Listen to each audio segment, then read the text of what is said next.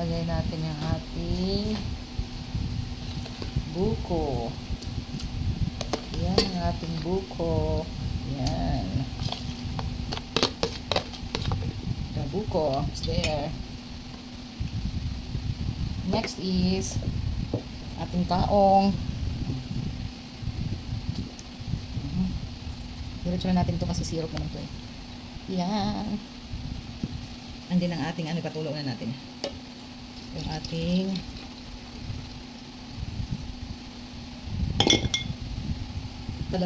magsalad tayo. So ito na yung kaong natin. Diyan na yung kaong natin. Tapos ito yung ating nata de coco. Yan, patulo ko na sila ngayon. Diyan na rin yung buko.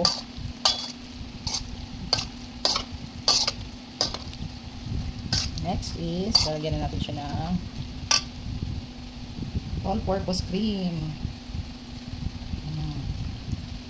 Yan, yan.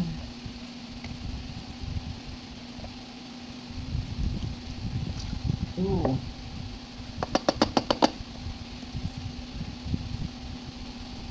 Three. Tapos, mikos-mikos. Mikos-mikos.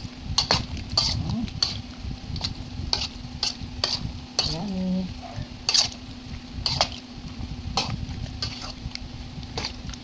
Yan. Nilagyan natin ng condensed milk.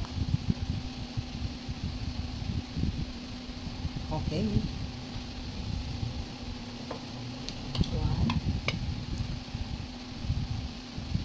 2. Hindi natin nabili yung pasas. Mikos-mikos ulit.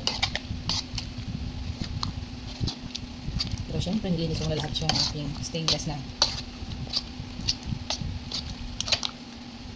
lagayan.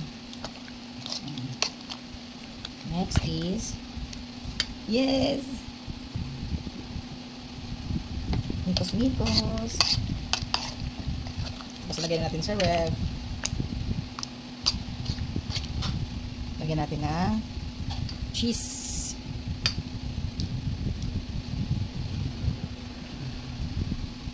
Mikos-mikos na naman.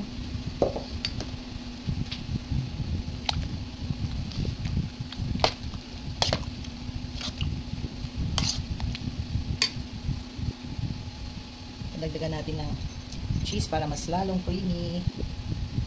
Yan. Tapos mekos-mekos natin. Hindi natin nabili yung ano, pasas. Ay, yung ano na, yung corn.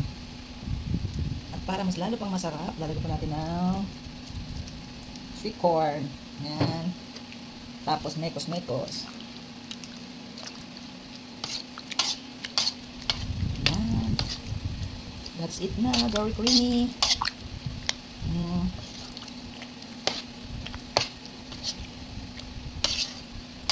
Dapat may ano na lang tayo na yung plastic na pangbalot na ito.